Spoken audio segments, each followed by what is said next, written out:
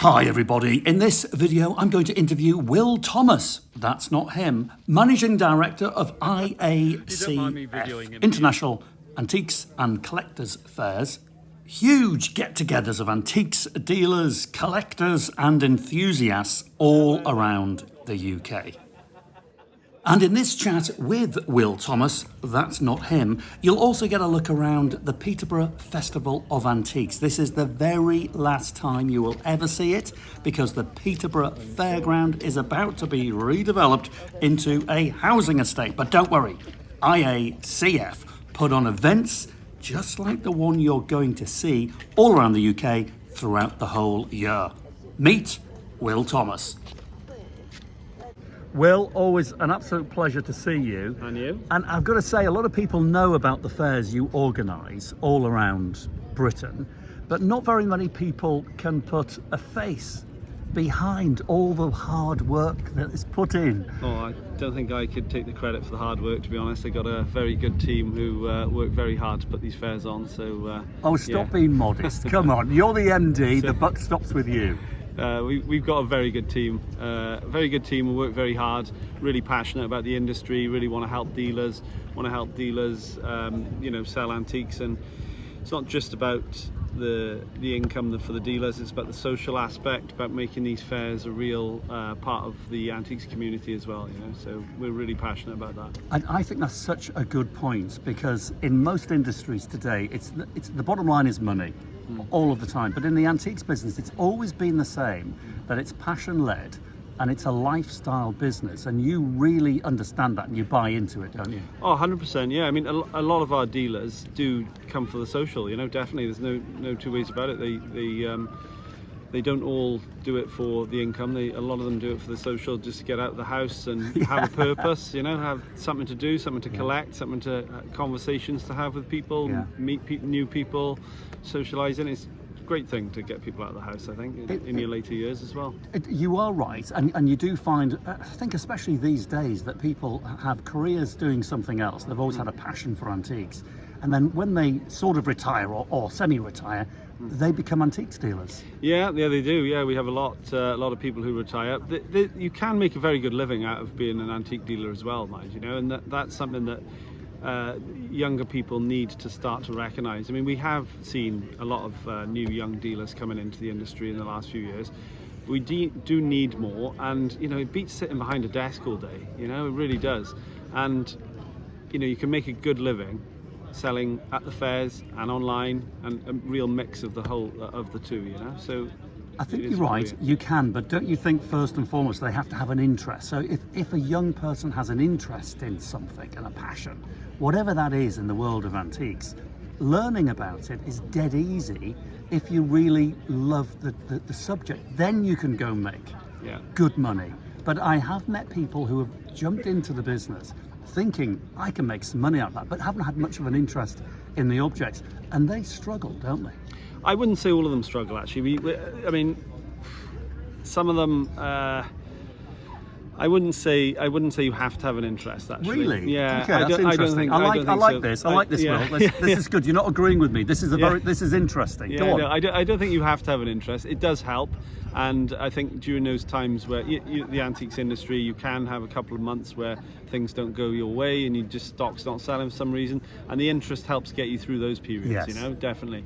But you see a lot of people who don't specifically sell anything specific, I suppose. Yeah. And they also do well. And some of the even some of the house clearance guys, some of them make a good living. They bring their best stuff here.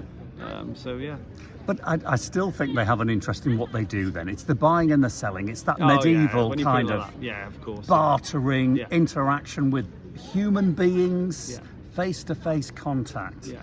Wheeling and dealing, part exchanging even. There's a great thrill in it. Yes, there is. Yeah, there is. And there's not much of that left anymore, because there's not many markets and things left. So I think the antiques is one of the last bastions of free market economics, really. Good man. Yeah.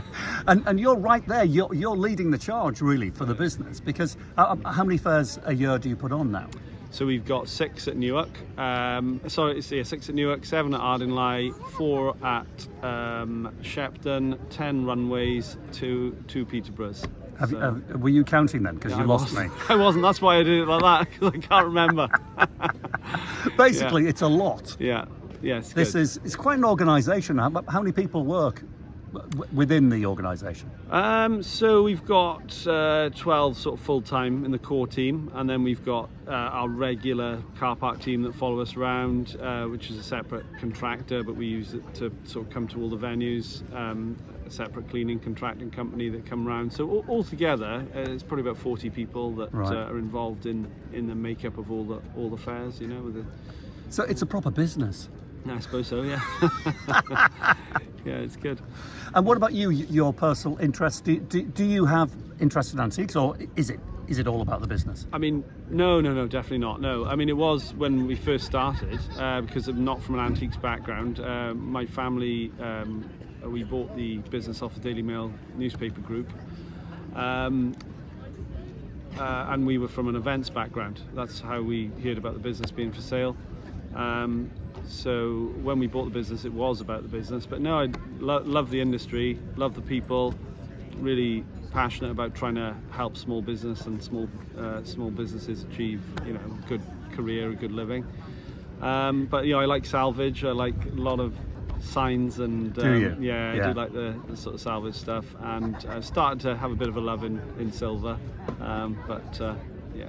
Would you ever cross the boundary and become a dealer as well as the organiser? Yeah, definitely. I would. Yeah. If I wasn't doing it as an organiser, I would look to be a dealer. Yeah, I think I would.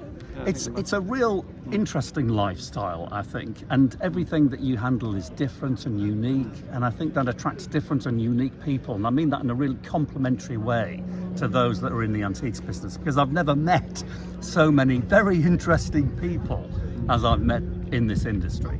Yeah. No, I think you're right. There's a lot of characters, isn't there? Yeah, there is. Shall we call them characters? You being one. Yeah. Yeah, exactly. Yeah. Well, I must say, this is a lovely day, but it's an interesting day. And tell me, is it a sad day? Because this is the very last day of the big Peterborough Festival of Antiques. Yeah. This is, you know, one of your creations, Will, and it's come to an end today, hasn't it? Yeah, it is really, really sad. It's the last Festival of Antiques at Peterborough. I mean, the facilities here are first class. You know, we've got multiple buildings, plenty of outside space, lots of roadways and lots of chimney pots around here. So to find another venue to move the Festival of Antiques is something we're looking at. Very hard to do, but we are looking at a couple of sites. People will be pleased to hear. Can you reveal where, Will? I can't yet because we haven't signed a contract. You asked me that before. I know. I just thought I might just trick you. Yeah, you did. Yeah. No, but we are looking at a couple of venues. There's a couple of candidates, so it is something we're looking at. But yeah, it is really sad. It's also really sad for the people of Peterborough and all the stallholders, you know, because a lot of people rely on this for income, and a lot of people, you know, come to the Festival of Antiques to, you know, enjoy a day out. And they've rented the showground to DHL, which is a car company, to park cars here for 3 or 4 years, and then they're going to build on it. And to me, you can park cars and build houses pretty much anywhere, you know, and it's really sad that they're doing it here. I think local people could get onto their councillors and MPs and, you know, say why, really. I think it's probably too late to stop it, obviously, but it's just a real shame. It is a real shame. But I know you will. It's onwards and upwards, isn't it? Very much, yeah. Very positive. It's the way you've got to approach life, I think, yeah. Well, you do a cracking job. You really do, all around, you know, our great nation. You help the antiques business. It's always a thrill to be here. Now, what's the future looking like then, Will? Future for our fairs business is looking very good. We've obviously going to continue at Newark and Ardingly. Shepton's really bounced back strong, so that's great. We're looking at other venues. We've obviously got our Love Antiques platform, loveantiques.com, which is where we're trying to encourage dealers to sell in between fairs. We never want to replace the fairs, obviously, because as we talked about before, great social experience, and you can just see so much. Even on one stand, there's more items than you'll see in hours, you know, trawling the internet. So you're never going to replace the fairs, and we never want them to be replaced. But loveantiques.com is one of our online platform that we are trying to sort of bring the two parts of the industry together.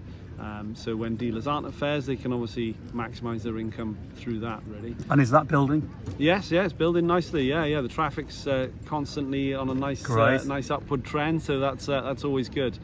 So we're one of the, if not the leading in our market in the UK now, and hopefully going to go on to sort of push that overseas as well, and be really big part of the industry online as well. Fantastic. Well, I'll put all links in the video so people can get in touch and check you out online, as well as fair dates around the UK. Yeah. Fair dates around the IACF.co.uk for our fairs, and loveantiques.com for the online stuff. That's great. And it's great to put you on camera and let my viewers and subscribers put a face to the organiser, the man, one of the people behind IACF. Thanks, Will. Real pleasure. Thanks very much. Thank you. Cheers, guys.